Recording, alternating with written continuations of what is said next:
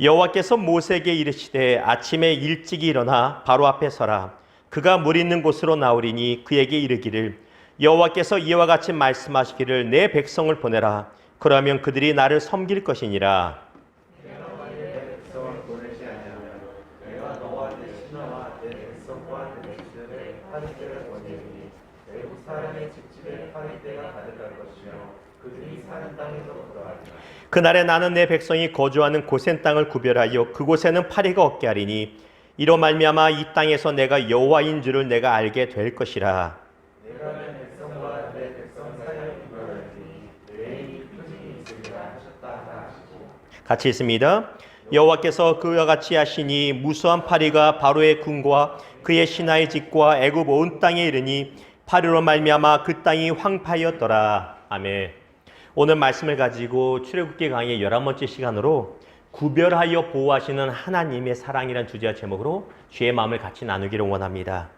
무엇이든지 평상시엔 모르지만 위기가 닥치면 진면목이라는 것이 드러납니다. 진면목이 드러나요.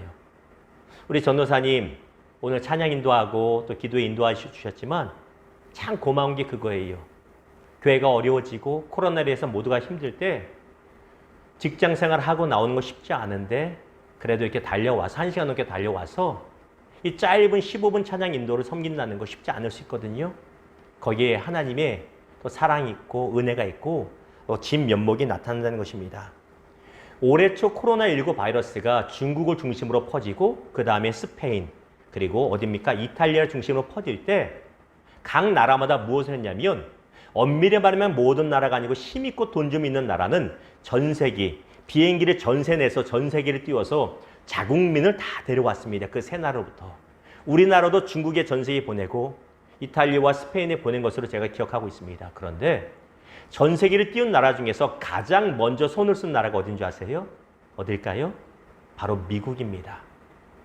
미국에 대한 평가가 예로부터 지금까지 많이 달라졌습니다. 옛날에는 무조건 미국은 좋은 나라로 봤지만 요즘에는 꼭 그렇게만 보지는 않습니다. 그런데 이런 각자의 평가를 떠나서 말씀드리고 싶은 것은 미국은 자국의 시민권을 가진 사람들에 대한 보호가 엄청나게 철저하다는 것입니다. 이건 가면 갈수록 더하는 것 같아요. 현재 미국의 대통령의 특성상 아메리카 포스에서 어디든지 시민권자는 더 빨리 구출하고 구별하고 보호하고도 하는 것. 이것을 보여줍니다. 왜 목사가 미국 애찬론을 말하는가? 미국이 잘났다, 좋다라는 것을 이야기하는 것이 아니라 신앙의 차원에서 보실 때 우리의 하나님 아버지께서 당신의 자녀들을 삶의 여러 가지 위기 가운데서 구별하시고 구별하여 보호하신 은혜는 그 어떤 존재와도 비교할 수 없다라는 것입니다. 이 사실 기억하시고 위로받으시기를 주님의 이름으로 축원합니다. 이사야서 43장 2절을 통해서 분명히 약속하십니다. 같이 읽어봅니다. 시작. 내가 물 가운데로 지날 때 내가 너와 함께할 것이라. 강을 건널 때 물이 너를 침몰하지 못할 것이며 내가 물 가운데로 지날 때 타지도 아니할 것이요 불꽃이 너를 사르지도 못하리니. 보십시오. 물 가운데 지날 때 물이 너를 침몰치 못하고 불 가운데 지나가는 고난이 있다 없다? 있다. 고난 자체가 없진 않다. 그러나 그 가운데서 머리카락 타지 않도록 누구처럼 사드락 메삭 아벳노고가 풀무불에 던져졌지만 그들을 보호하신 것처럼 보호하신다. 걱정하지 말라고 약속하셨다는 것입니다. 사랑하는 여러분, 코로나 바이러스 인하여 상상치 못한 삶의 어려움을 우리는 겪고 있습니다. 잘 나가던 회사, 목사가 마음에 품고 있던 직장 중에 하나가 관광회사하고 여행사업입니다. 왠지 그게 좋았어요. 여행 다닌다는 게. 요즘에 가장 어려운 게 어떤 업이에요? 여행업이죠. 관광사업이고 비행기입니다. 잘 되고 선망받던 회사들이 무너집니다. 들어와야 되는 월급이 들어오지 않습니다. 들어와야 되는 수입이 줄어들어서 문을 닫기 시작합니다. 성도라고 예외는 결코 아닙니다. 똑같이 어려움 겪고 있지요. 그런데 기억하십시오. 어려움이 깊어지면 깊어질수록 우린 기대할 수 있습니다. 무엇을? 그때 나타나는 구별하여 보호하시는 하나님 아버지의 사랑과 은혜가 있다는 것입니다. 지금은 예수 믿는 사람이나 불신자나 똑같은 것 같지요? 아니요. 분명히 성경은 말하고 있어요. 어려움이 깊어지면 깊어질수록 나의 사랑은 더 짙어진다고 말합니다. 이 사실 믿고 담대하시기를 주님의 이름으로 축원합니다. 자, 오늘 본문 말씀 보면 하나님께서 모세와 아론을 통해서 이스라엘 백성들을 출애굽시키고자 하십니다. 그런데 우리가 알다시피 바로 파라오가 어떻게 합니까? 불순종하죠. 그래서 하나님이 순종하게 하시려고 무엇을 보내십니까? 10가지 재앙을 보냅니다. 자, 10가지 재앙 2주 지났는데 외우셨습니까? 우리 화면 하나 봅시다. 첫 번째가 피였고, 두 번째가 개구리였고, 여러분 못 외우면 시력이라도 좋아야 돼요. 세 번째가 뭡니까?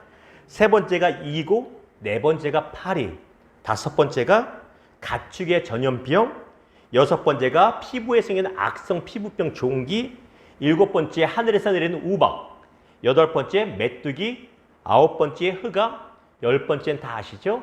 장자 첫 것의 죽음입니다. 이 10가지 재앙은 가면 갈수록, 다시 말하면 바로가 불순종하면 불순종할수록 뒤로 갈수록 강도가 더 세지고 더 심각해지는 재앙입니다. 더 견디기 힘듭니다. 그런데 오늘 본문인 네 번째 파리 재앙부터 특별한 사건이, 특별한 것이 한 가지씩 나타나기 시작합니다. 무엇인지 아십니까? 바로 하나님께서 이스라엘 자손들을 구별하여 재앙으로부터 보호하기 시작하신다는 것입니다. 언제까지? 끝까지 그러신다는 것입니다. 자, 22절과 23절을 봅니다. 22절입니다. 그날에 나는 내 백성이 거주하는 고센 땅을 구별하여 그곳에는 파리가 없게 하리니, 22절에 구별하다는 단어는 히브리어로 팔라인데 이 뜻은 거리를 두게 하다, 위험한 것, 안 좋은 것부터 거리를 띄어놓다라는 뜻이 바로 팔라는 단어입니다. 근데 23절 보십시오. 23절에 내가 내 백성과 내 백성 사이를 구별하니, 한국어는 똑같이 구별인데 히브리 원문은 다릅니다. 히브리 원어는 무엇이냐면 페두트나 페두스라고 하는데 구원하다, 속량하다, 값주고 내가 구원하라는 뜻이 있습니다. 다시 말하면 22절과 23절에 나타난 하나님의 사랑은 위험한 것으로부터 당신의 백성들, 자녀들을 거리를 띄어서 멀리하게 하시고 구별하여 보호하시는 하나님이시라는 것을 우리에게 보여주신다는 것입니다. 자, 22절 봅니다. 그날에 나는 내 백성이 거주하는 고센 땅을 구별하여 그 곳에는 파리가 없게 하리니. 자, 고센 땅이 어떤 곳인지 우리 지도 한번 보겠습니다. 여러분 잘 보이십니까? 자, 이쪽이 지중해고 여기가 이스라엘이고요. 여기가 시내 반도, 그렇죠? 홍해, 그리고 저기가 애굽, 전체가 애굽입니다. 엄밀히 말해서 여기서부터 다 애굽입니다. 애굽인데 지중해와 나일강이 타고 있는 이 삼각형 모양, 나일강 삼각주, 여러분 지리 시간, 사회 시간에 혹시 배워보셨죠? 애굽의 문명은 나일강이 비옥한 토지, 범람을 통해서 문명이 발달했다, 이런 거 들어보셨죠? 고센 땅이 바로 이 강가에 있는 삼각주에 있습니다. 그래서 문명이 발달한 조안이야. 이스라엘 백성들하고는 상관이 없습니다. 왜? 가장 안 좋은 땅 중에 하나입니다. 강가에 붙어있기 때문에 강이 범람하면 홍수가 나는 것이고요. 홍수가 나서 사체가 죽으면 뭐가 생깁니까? 파리가 생기고 이가 생기고 전염병이 도는 곳, 넘버 원으로 안 좋고 전염병이 돌만한 곳이 어디예요? 바로 이 땅입니다. 지형적으로는 가장 안 좋았는데 오늘 말씀에 보았더니 하나님께서 이 고센 땅에 사는 이스라엘 당신의 자녀들을, 백성들을 구별하여 보호하셨다는 것입니다. 그곳에만 재앙이 나타나지 않는다는 것입니다.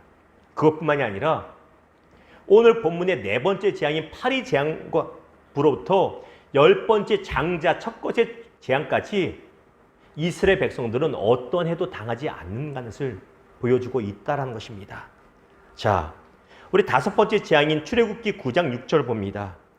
이튿날에 여호와께서 이 일을 행하시니 애굽의 모든 가축은 죽었으나 이스라엘 자손의 가축은 하나도 죽지 아니한지라. 다섯 번째 재앙이 짐승의 돌림병, 전염병입니다. 똑같은 땅인데 애굽의 가축들은 싸그리 막 죽어가는데 이스라엘 자손들, 고센 땅은 전염병이 들어오지 않습니다. 지금처럼 차량 통제를 하면서 방역기를 뿌리는 것도 아닌데 세균이 들어오지 못합니다. 하나님께서 어떤 방법을 통해서든지 보호하고 계신다는 것입니다.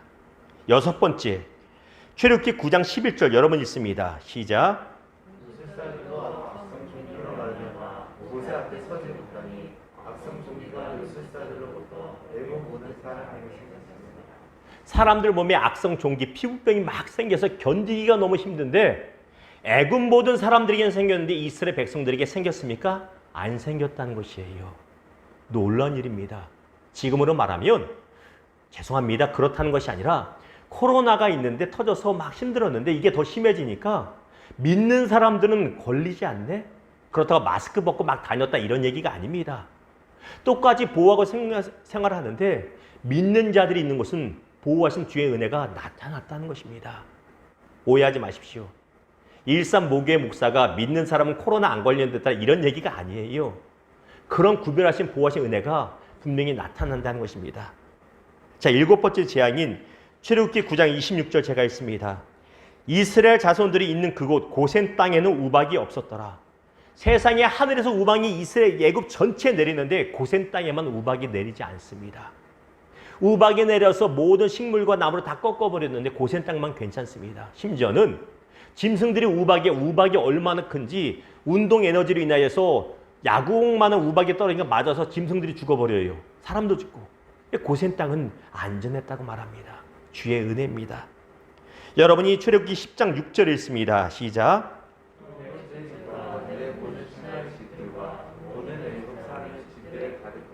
자, 8번째 재앙이 무엇입니까? 무엇이 가득합니까? 메뚜기입니다.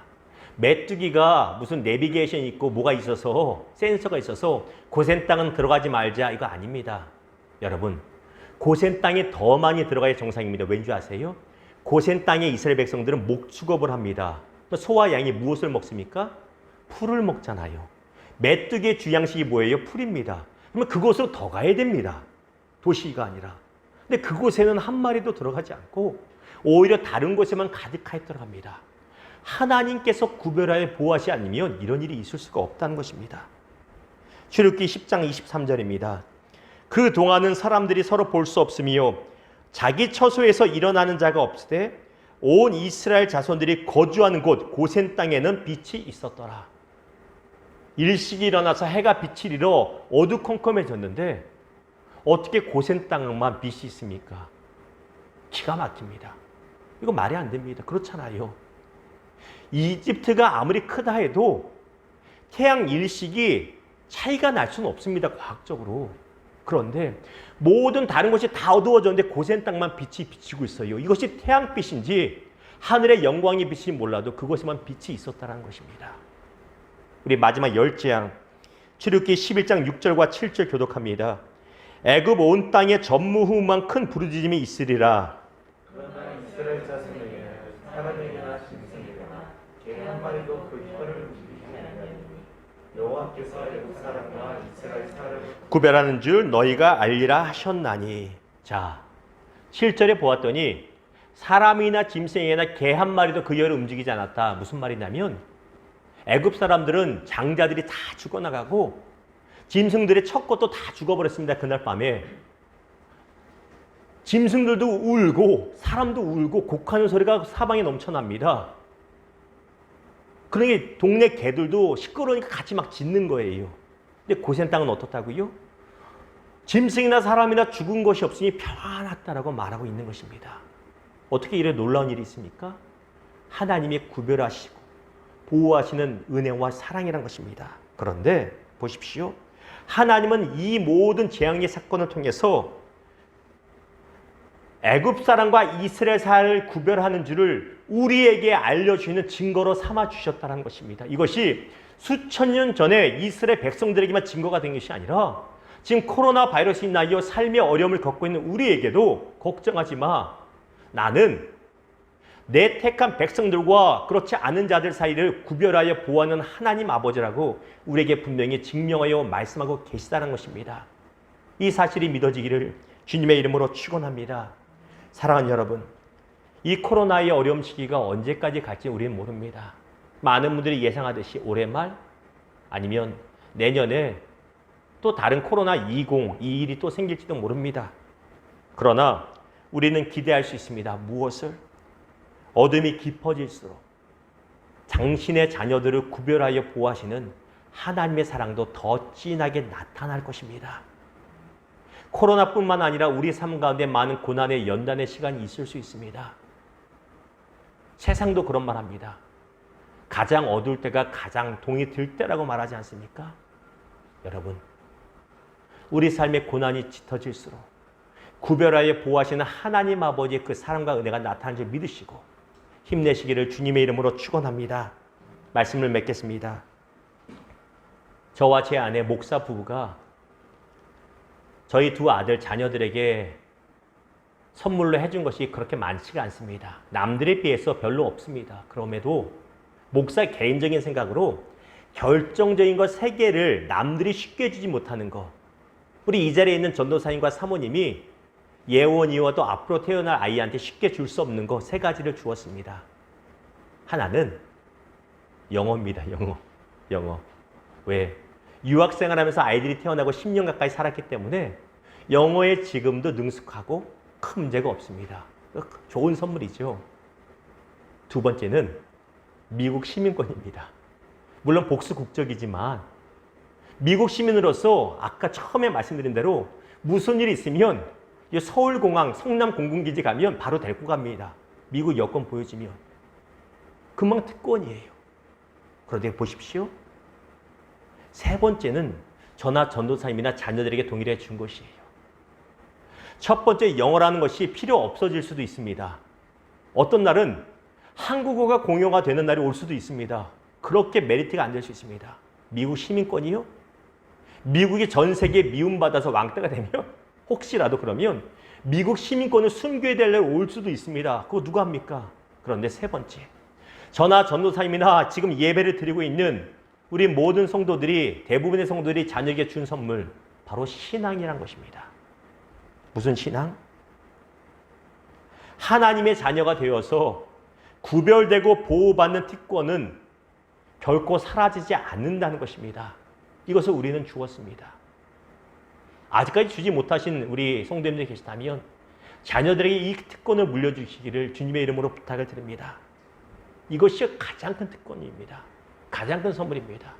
어려서부터 예수 믿어서 어떤 상관에서도 무너지려고 할 때 완전히 무너지지 않도록 붙잡아 일으켜주는 하나님의 은혜를 체험하는 것, 구별하여 보호하시는 하나님의 사랑을 날마다 느끼게 하는 것, 이것만큼 좋은 것이 없다라는 것입니다. 고린도전서 10장 13절 같이 읽어봅니다. 시작. 사람이 감당할 시험 밖에는 너희가 당한 것이 없나니 오직 하나님은 미쁘사 너희가 감당하지 못할 시험 당함을 허락하지 아니하시고 시험 당할 즈음에 또한 피할 길을 내사 너희로 능히 감당하게 하시느니라. 보십시오. 우리 하나님 아버지는 당신의 자녀들이 감당할 만한 어려움만 주신다고 말씀하시고 견디기 힘든 고난의 때가 오면 그때는 피할 길을 내사 피하게 하신다라고 분명히 약속하시는 좋으신 하나님 되십니다.